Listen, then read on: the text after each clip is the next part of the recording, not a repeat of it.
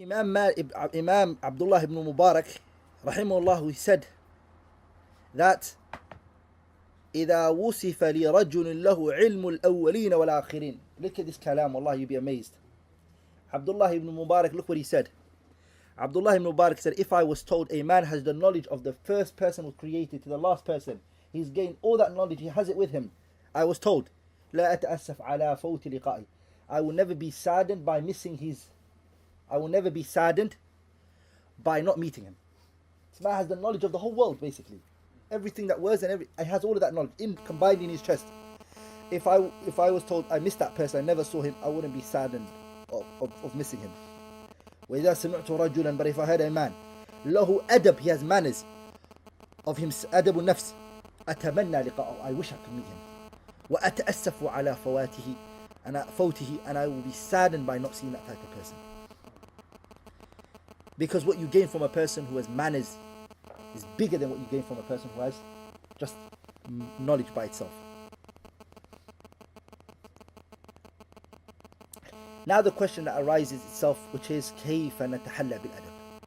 All these texts and evidences from the Salaf and the Quran that we mentioned, I always love to bring it to practical way. How can a person, all that, okay, mashallah, how can I have that manners now? How can I obtain manners? So this is the question that arises, and it's important that a person is given an answer to that question. First of all, we have to understand, before I mention any of the points, first of all, we have to understand prior to this answer that anything Allah subhanahu wa ta'ala eases for you, makes it easy for you, you have to remember وَإِنَّهُ لَيَسِيرٌ عَلَى مَنْ يَسَّرَهُ اللَّهُ. It is easy for whoever Allah makes it easy for, and it's hard for whoever Allah makes it hard, subhanahu wa ta'ala. But the first way to obtain it is تربية الإيمانية في النفوس النشأة, is that the person cultivates his manners, he cultivates himself. The child he gives birth to, your parents, the people who are raising you, tarbiyah, they cultivate you upon these manners. They teach you. You have a child today, for instance, teach a child at a young age manners, akhlaq, adab. Why are you eating with your left hand? Eat with your right hand. Okay. Who's older? You are the person who's coming in. Just get up and let the older person sit on the chair. All these little manners you teach it at a very young age.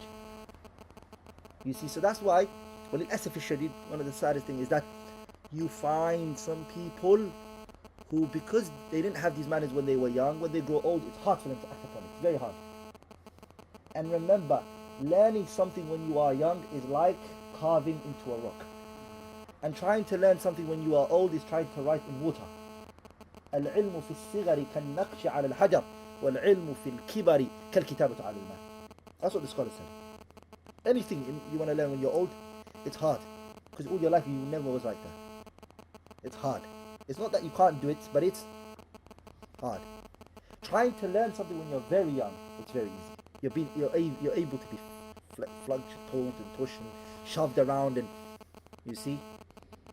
When you are old, you've got a standard, you've got a way of thinking. It's hard to move that from you. ولذلك إمام مالك رحمه الله, what he said about his mother. He said, كانت أمي, my mother, تعممني. ما معنى تعممني? She used to put the imama on my head at a young age, dressed in cold and how he looks. وتقول لي, she used to say to me, اذهب إلى ربيعة الرأي. Go to ربيعة الرأي. فتعلم من أدبه قبل علمه. Learn from his manners before you learn from his knowledge. Take his manners. That's why I want you to learn from him. First, before knowledge. Manners before knowledge. وقال بعضهم, some of the Salaf used to say to their children, يا بني لأن تتعلم بابا من الأدب. Oh my son, for you to learn a chapter from etiquette. ها أحب إلي, is more beloved to me, من أن تتعلم 70 بابا من أبواب العلم. For you to learn 70 chapters of knowledge. Just one chapter of manners is more beloved to me than you to sit down and to learn 70 chapters of knowledge. And it's not amazing because the Sahaba, they look at Imam al-Bukhari rahimahullah, he's opened his Sahih, his authentic book, with manners. Ikhlas. The hadith which he narrated from his Shaykh, Abu Bakr, Abdullah ibn Humayd al-Zubayri, said, حدثنا عبد الله بن حميد الزبير رحمه الله, who narrated from Alqamah narrated from Ibrahim Ibrahim narrated from Alqamah ibn Abu Qas al-Laythi, Alqamah ibn Abu Qas al-Laythi narrated from who? Umar ibn Khattab, وهو على المنبر, he was on the pulpit, that the Messenger صلى الله عليه وسلم said, إنما الأعمال بالنيات وإنما لكل امرئ ما نوى فمن كانت هجرته إلى الله ورسوله فهجرته إلى الله ورسوله ومن كانت هجرته لدنيا يصيبها أو امرأة يتزوجها, in another narration, أو ينكحها فهجرته إلى ما هاجر إليه. If you look at Bukhari's chaptering of his Sahih, he said Kitabu Bad al-Wahy, how the revelation started. What's this hadith got to do with the revelation? Nothing. But it's Bukhari talking to himself, saying to himself, you are authoring this book, have good manners, come with sincerity, ikhlas, do it for Allah's sake subhanahu wa ta'ala. Manners, and this is how the ulama that we take their path are like. Another one, Ibrahim ibn Habib ibn Shahid, he said, قال لي أبي, my father said to me, يا بني, my son, ائتي الفقهاء والعلماء, bring the scholars, fuqaha and the scholars. Go to the fuqaha and the ulama, وتعلم منهم, and learn from them. وخذ من أدبهم, take from their manners, وأخلاقهم وهديهم, their character, their etiquette, and their guidance. فإن ذلك أحب إلي, for that is verily more beloved to me, من كثير من الأحاديث, than you learning a lot of narrations. So here is the first one, cultivating your child at a very early age. First point, cultivating that child. If you have a little cousin of yours and you don't have a child yet, or you have a younger brother than you, at that age teach him manners. Sit with him. Why did you do this? Isn't it better that you do this? Question his actions whenever he does something. Manners, ikhwani, this is the first one to know. The second way to know, ikhwani, or to work on your manners, or to obtain and adorn yourself with good manners, is ma'rifatu uyub nafs, is to recognize the shortcoming of yourself. To know you have shortcomings. It's one of the ways that give you good manners. The second way is what? Ma'rifatu uyub nafs, is that you know the shortcomings of your soul. You know it. And now I'm going to go to the speech of who? Al-Imam Abu Hamid al-Ghazali. That point, the second point, he mentions 4 ways that you can gain that. 4 ways. 4 turuq, that a person who wants to know his shortcomings can find out. Some would say, I can't recognize my shortcomings. Some may ask and say, how can I even recognize my shortcoming? Because remember, brothers, if you don't recognize your shortcoming, there is no way you will actually work on yourself. If a person calls you and says to you, brother, first of all, when a person commits a sin, he has to i'tiraf with them. He has to acknowledge what he did is a sin. Brother, do you agree? No, I don't agree. And then the first thing you have to do is, repentance won't come. He has to first be told what you did was wrong. After he acknowledges and agrees to that which he did was wrong, then and only then can he repent. Sahih? ولذلك the Prophet ﷺ, when his wife, Aisha, who was accused of committing fornication, and wallahi she was freed from it, and Allah freed her in the Quran, and anyone who accuses her after the Quran freed her, bila shak, without a doubt, he becomes a disbeliever. Because it's kufr bil Quran. The Quran clearly mentions that she was free from it. إن الذين جاءوا بالإفك عصبة منكم لا تحسبوه شرا لكم بل وخير لكم لكل امرئ منهم ما اكتسب من الإثم والذي تولى كبره منهم لهم عذاب أليم. That Allah freed her and sent ayatun tutla, verses that will be recited to the day of judgment, to free our mother Aisha. When she was accused of this false, forged state accusation, the Prophet ﷺ used to come into the house and used to say, Kayfa tikum. Tikum is used for something that's very far. So as though the Prophet was saddened in the way he used to greet, wasn't pleased with the action he thought that Aisha fell into. And he wouldn't speak to her, he would speak to her parents. He sallallahu alayhi wasallam came to Aisha one day, he said, Aisha, in al-manti ala dhanb, if you have committed this that's been said about you, i'tarifi, acknowledge first of all. Because Aisha was in denial, sah? She was in denial. So he said to her, acknowledge what you did was wrong, first of all, and say I did wrong. Because once she does acknowledge that she has done wrong, then and only can she repent. That's what the Prophet is trying to say, alayhi salam. But of course, she was correct, and she wasn't what they thought of her. And she replied by saying what? Look at that, Aisha radiallahu anha, the pain that she endured. She forgot even the name of Nabiullah Yusuf's father. She said, I have nothing more to say to you all except ma qala Abu Yusuf, except that which the father of Yusuf said. And because of her sadness and agony and pain that she was going through, she forgot to say Yaqub, because she forgot his name. And he said, فَصَبْرٌ جَمِيلٌ وَاللَّهُ مُسْتَعَانُ عَلَى مَا تَصِفُونَ. I'm just going to have patience. Allah subhanahu wa ta'ala. So here what I'm trying to extract from there is what? recognizing your shortcoming first. It goes before the what? So there are 4 ways to recognize your shortcomings. The first one is أن يجلس بين يدي شيخ بصير بعيوب النفس. That the person sits down with a sheikh who has insight of picking up your shortcomings. A person who's knowledge, who's a bit higher than you in knowledge. You sit with them and you say, brother, what do you think of what I'm doing? What do you think of me? And he points it for you. If you ever find yourself happy with your shortcomings, you're a person of khair. If you're ever happy with the criticism more than you are happy with your khair, you are a person who's righteous. If you ever hate the criticism and you hate it and you like the praiseworthy people praise you more, there's something wrong with you. The mu'min loves those who criticize him, because they are the people who really are going to make you better than you are, not the person who praises you. Nah. So you sit with those type of people.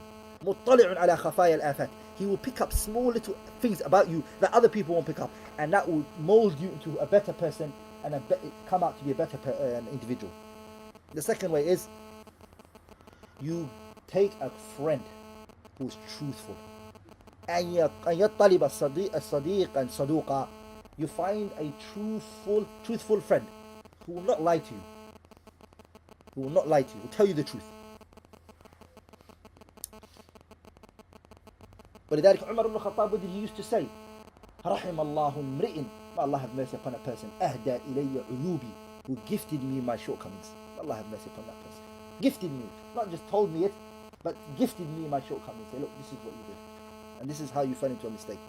ولذلك سلمان الفارسي رحمه رضي الله تعالى عنه, he used to say, ما الذي بلغك عني مما تكره فاستعفى فألح إليه فقال بلغني أنك جمعت بين إدامين على مائدة وأن لك حلتين, حلة بالنهار وحلة بالليل. قال وما بلغ غير هذا؟ قال لا. قال أما هذان فيكفيتاهما.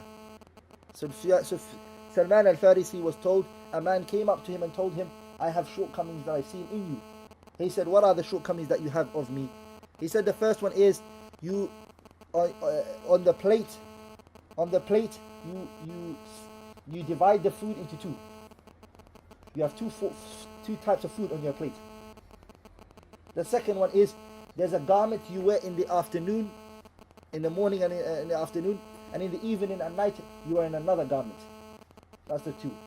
He said, do you know of me anything other than those 2 you mentioned? He said, no. He said, as for those 2, I will stop them.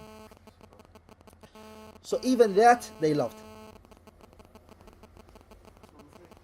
Still the second one. ولذلك حذيفة بن اليمان رضي الله تعالى عنه, Umar رضي الله تعالى عنه came to him and he said to him, do you see me as what? As a hypocrite. Because Hudayfa knew that. What did he know? He knew he was a sirru Rasulillah. He knew the Prophet's secret regarding the munafiqeen. Hudayfa. Umar came to him and said to him, has the Prophet mentioned me amongst the hypocrites? Umar رضي الله تعالى عنه. And then he said, فهل ترى علي شيئا من آثار النفاق? Do you see in me any traits of nifaq in me? Umar saying this رضي الله تعالى عنه. فعمر على جلالة قدره وعلو منصبه, this high ranked individual رضي الله تعالى عنه, even then he wants to look for his shortcomings. He's asking about it. Dawood al-Ta'i rahimahullah ta'ala, they came to him and they asked him, they said, why are you not sitting with the people for? لما لا تخالط الناس? Why don't you sit with the people? قال, he said, I don't sit with the people because وماذا أصنع بقوم يخفون عني عيوبي? Why would I sit with the people who will hide from me my shortcomings? When I sit with the people, they smile for me and they don't tell me my shortcomings. So why would I sit with those type of people? فكانت غاية ذوي الدين, إخواني, the goal of the righteous people and the people of knowledge, أن يتنبهوا لعيوبهم بتنبيه غيرهم. Whenever they saw shortcomings in people, they will remember their one. You see, ولذلك there is nothing worse than a person who thinks he has no aib. For you thinking that you have no shortcoming itself is a shortcoming, and itself is ignorance, that you believe you don't have no shortcomings. And anyone who's married, his wife does that for him. If you are married, your wife does that for you. She will always bring it to the. She Yeah, the wife will always. The third way is what? أن يستفيد معرفة عيوب نفسه من ألسنة أعدائه. The third one is that you benefit from your shortcomings through your enemies, the tongues of your enemies. It's the third part, the third one. The way to know and recognize your shortcomings is by the tongue of your enemies. Why? فإن السخط تبدي المساوية. A person who hates you will only look for your shortcomings. And there are people who analyze your shortcomings. You like those people. You listen to their criticism and how they criticize you. Naam. And you what? You benefit from it. You will benefit. You'll benefit from it. The fourth point that he mentioned, rahimahullah rahmatan wa wasi'a, Abu Hamid al-Ghazali, is that أن يخالط الناس. Sit with the people. Have a time where you spend with the people. You sit with the general mass. Why? What you see in them is what you can abstain from. The shortcomings that you see in them is what you can you will be able to stay away from. For example, you see a person who is a person who doesn't take his mistakes. For instance, you from the people you saw. You now from an outside, you can see how bad that trait is. And how evil it is not to believe you have shortcomings. When that person's hard-headed, no, I haven't got no mistakes, fear Allah, or he was always picking on me. You're outside, you're looking at him, and now you realize, if I become like that, that's how I seem like as well. So sitting with the people, general mass, you see a lot of wrongs in them. And that makes you work on yourself, making sure you don't have what they have with them. And that will make you recognize, or even at times, you will see a person who has the same characteristics as you. And if a person was to criticize you, you wouldn't have listened to them. But now you have come to agree by seeing it in somebody else. And saying, me and this person we've got a lot of similarities. And the similarities in me and them have, this is how bad it looks on him. So what about me? You see? ولذلك, that helps you to understand, to abstain from the shortcomings that are in you.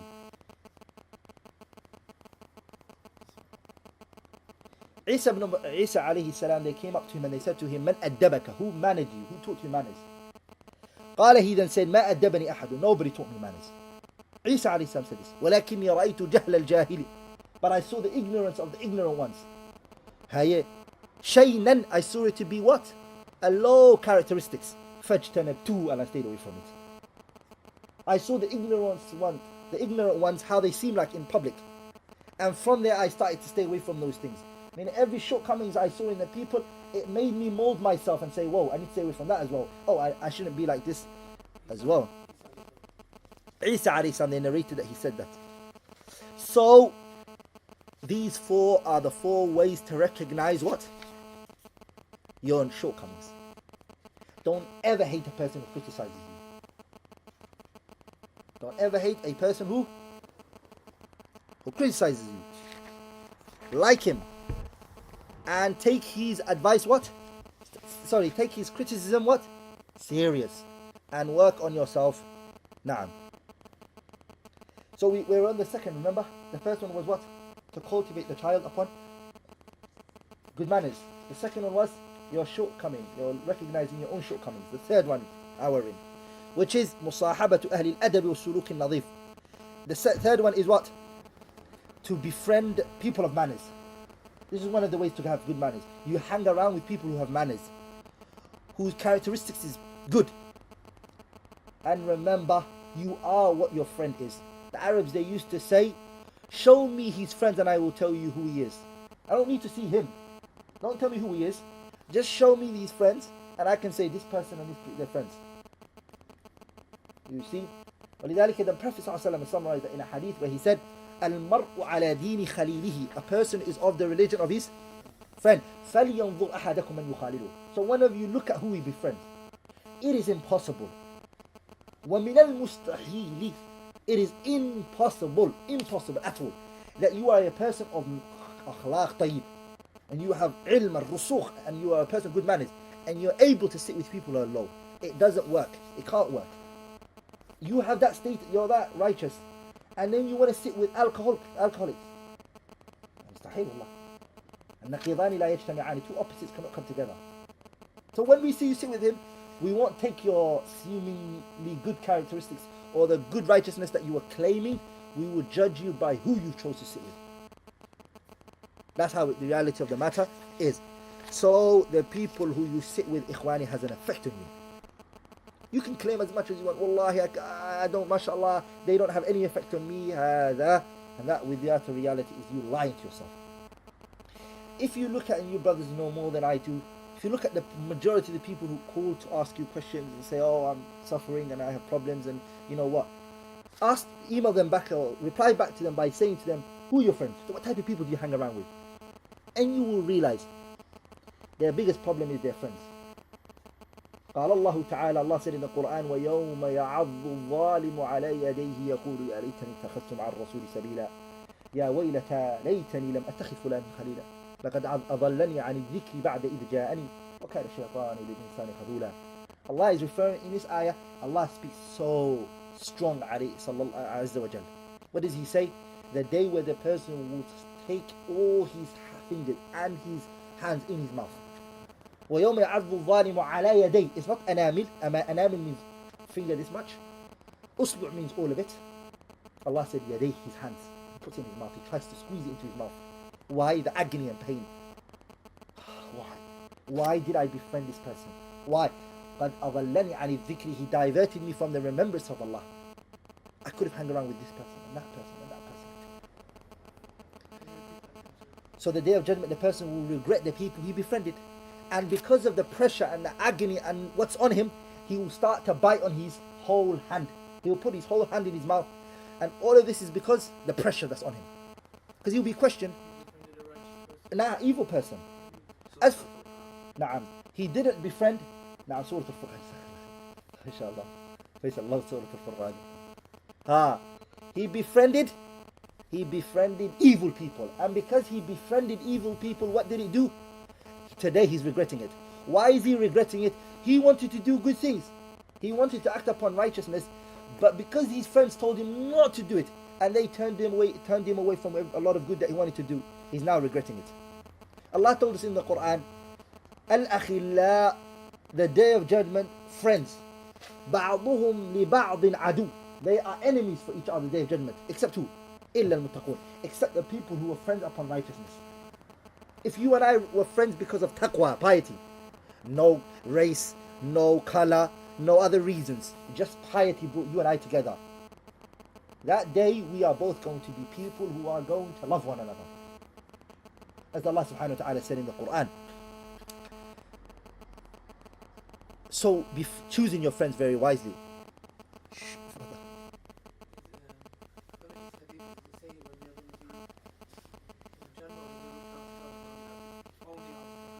Hang around with these people. نعم لا شك. It's آثار سلف said it. إسحاق بن منصور. لا.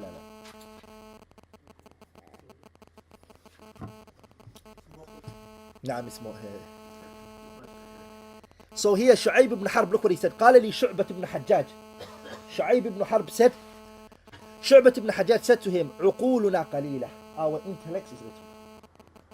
Shu'bah ibn Hajjaj, great A'immat al-Hadith. Now we have intellectuals.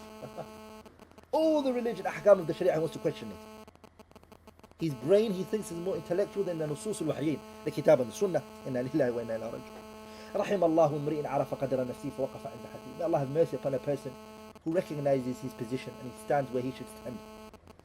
Wallah, may Allah have mercy upon that type of person who recognizes what type of person he is, what he can do and what he can't do, and he stood where he should stand, not go beyond his limits. Naam. Some people have uqul sakhifa. They have mindsets and their brain, the way they think is so ignorant. مع ذلك زين لهم الشيطان وأعمالهم. Shaitan beautifies for them their actions. Here he speaks intellectual. He questions the kitab. Just a while ago, I was watching a man who was questioning, who was saying that the kuffar and Ahlul Kitab are different. SubhanAllah. It's ajaib. Questioning everything in the Quran. Again, why the Prophet ﷺ marrying a 9-year-old? All this. عقول. La ilaha illallah. La ilaha illallah. This is لا شك ولا ريب. The Muslim, إخواني, we will, some people, they try to answer back by giving other answers and matters here then. We're not shy. The Prophet married a 9-year-old and we love him for it. And he's Rasulullah sallallahu alayhi wa sallam. Anything are you happy with it? Good. If you're not, then up to you. موعدنا غدا. Our meeting point is tomorrow. This is not something we can have please people and anger people. It's the reality of our deen. Sahih? It's the reality. So here, brothers, he said عقولنا قليلة. Shu'bah said our mind and our brain is little. فإذا جلسنا مع من هو أقل عقلا منا. If we sit, we already have small brains. But if we sit, imagine, with people whose brains are even littler than us, what will happen? ذهب ذلك القليل. The little that we had will just go. It will perish. So you already, as individuals, are not people who've got full, complete mind. If we then go and hang around with friends who are not smart, who are not practicing their religion, then the small that we had will go with the very, very small that they have. وإني لأرى الرجل يجلس مع من هو أقل عقلا منه فأمقته. I see, he said, a people who sit and befriend. Who do they befriend? A person who is little than him in terms intellectually, his aql, and then what happens is he follows him. Abu Malik al-Izzi rahimahullah, he said to his son, جالس الألباء, sit with the intellectual people. أصدقاء كانوا أو أعداء, friends of yours or enemies. Even your enemies, sit with them, intellectual enemies of yours. And your friends, make sure they are smart. Smart, what do we mean by those who follow the Kitab and the Sunnah? Those are the smart people. Because the Prophet said it. الْكَيِّسُ مَنْ دَانَ نَفْسَهُ. The kayyis, the intellectual, the clever person is what? The one who prepares for the hereafter. He's clever, he's smart. He knows he's here for a particular reason. So he's just every minute he's looking for ajr. He's collecting, he's accumulating. For us, the intellectual one is that the man who makes money, he's got businesses running 5 different types of businesses. Sah? The kayyis is the one who knows I'm here for a reason, bro. And I know when I'm going to die. For me, every single minute is a ghanima. I've been given this chance to breathe. Wallahi, I'm going to benefit from every second. So I'm going to do something which is khair. Sit with those type of people. So this is the third point. The fourth one, which is what? النظر المباشر في أخلاق العلماء المهذبين.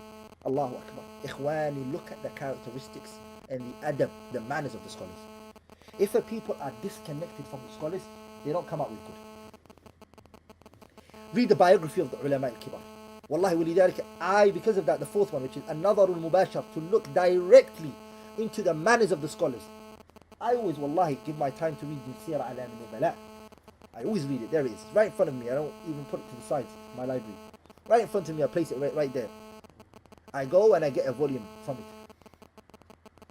Making sure every day, wherever part of my life where I think, okay, I have a shortcoming in that matter, whether it's patience upon seeking knowledge, whether it's the rights of my parents, whether it's the rights of my neighbors and the people around me, my students, whatever point I realize I have a shortcoming in, I make sure I try to find a scholar and I concentrate on that matter regarding his life.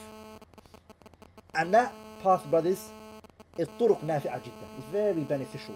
The fourth, by looking at the scholars and how they were. Muhammad ibn Sirin rahimahullah, he said that the tabi'in, they were what? كانوا يتعلمون الهدي, they used to learn the guidance. كما يتعلمون العلم, the way they used to learn before learning knowledge. Abu Bakr ibn Ishaq, if he mentioned Abi Ali al-Thaqafi,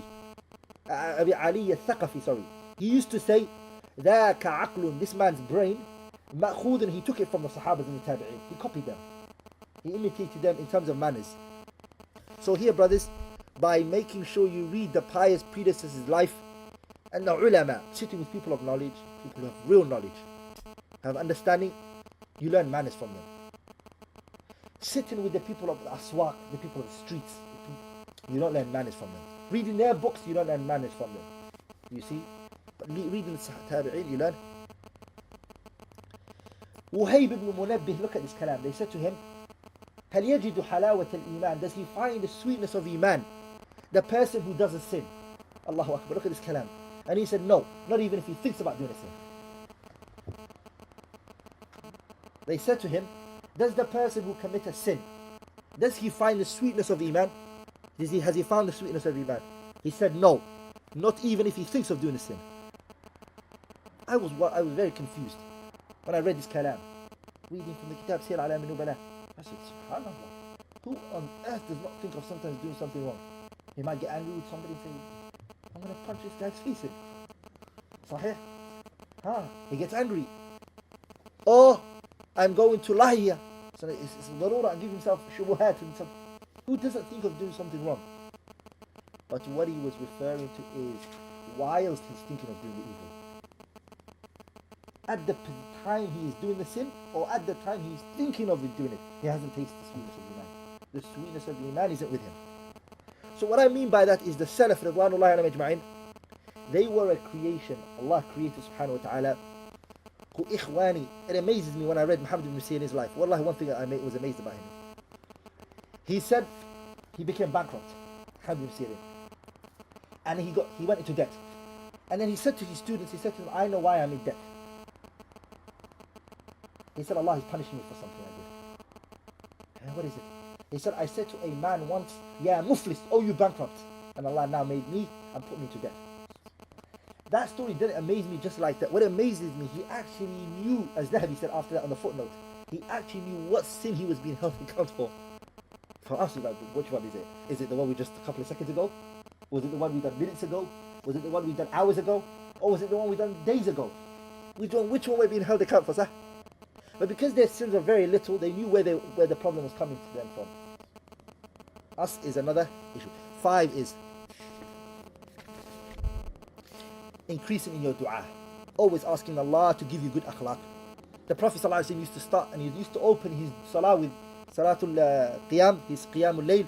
He used to say, وَهْدِنِي لِأَحْسَنِ الْأَخْلَاقِ لَا يَهْدِي لِأَحْسَنِهَا إِلَّا أَنْتِ وَاصْرِفْ عَنِّي سَيِّئَهَا لَا يَصْرِفْ عَنْ سَيِّئَهَا إِلَّا أَنْتِ. Oh Allah, guide me to the good of characters, the best of characters. No one can guide me to it except you. And divert from me evil characters. No one is able to divert me from it except you. So the 5th one is what? Ad-du'a, to increase and make a lot of dua of asking Allah for good manners. The Prophet used to do that, alayhi salam. He is our example. I'm going to finally conclude with what? One great hadith that the Messenger sallallahu alayhi wasallam, he said, Inna min ahabbikum ilayya wa aqrabikum minni. I finished the 5 points. Inna min ahabbikum ilayya, the one that is most beloved to me, the Prophet said. Wa aqrabikum minni majlisa, and that is the closest to me in sitting the day of judgment. The day of judgment. Ahsanukum akhlaqa, the one who is the best manners amongst you all. Wa inna abghadikum ilayya, the one that I hate the most, the Prophet said. Wa ab'adukum minni majlisan, and he's the most furthest from me in terms of sitting the day of judgment. Sitting with me. Furthest from me is what? الثرثارون. Who are they? والمتشدقون والمتفيهقون. الثرثارون mean the people who speak too much with no beneficial speech. كثرة الكلام الذي لا ينفع. All day, speak so much kalam لا ينفع. When you listen to it, you stand up, you say, what did he just say? لا طائل تحتها. There is no faida in his speech. المتشدقون means what? Al-mutashaddiq means the person who tries to find eloquence in his speech. He tries to look for words, eloquence and big words and just that. The Prophet said, I hate those type of people. And they're the furthest from me the day of judgment. Wal-mutafayhiqun. Mutafayqih is what? Al-mutakabbirun. The people who are arrogant. They are very arrogant. He wants people running after him. Takabbur. Batarul haqqi wa ghamtun nas. If you ever see a person who, when the haqq is brought to him, he doesn't want to listen, and he belittles the people, the Prophet defined that to be mutakabbir. What does he do? Batarul haqq. He extinguishes the haqq. Wa ghamtun nas, and he belittles the people. Now, so those 3 the Prophet said I hate, and they are the furthest from me the day of judgment. What are they? As-sarthar. As-sarthar is a person with no manners. All day if he's talking and he can't even watch his mouth, what comes out of his mouth. And that, no shak, that person, he is of not good manners. Kathirul kalami fima la yanfa'. Speech that is too much, that doesn't benefit. Al-mutashaddiqun are what? Al-mutasanni'un al-fasaha. The people who try to look for eloquency all day. Al-mutafayhiqun are what? They are the mutakabbirun, the arrogant people. I ask Allah subhanahu wa ta'ala أن ينعم علينا بكل خلق حسن وأدب فاضل. I ask Allah subhanahu wa ta'ala then He gives us and bestows upon us all types of good manners and all types of good etiquettes. إِنَّهُ أَرْحَمُ الرَّاحِمِينَ وَأَكْرَمُ الْأَكْرَمِينَ. Allah subhanahu wa ta'ala is the most merciful of all, and He is the most generous of the ones that are generous. Fadl, we start the kitab now. We'll read one or two hadiths from it, inshallah, and we'll stop there.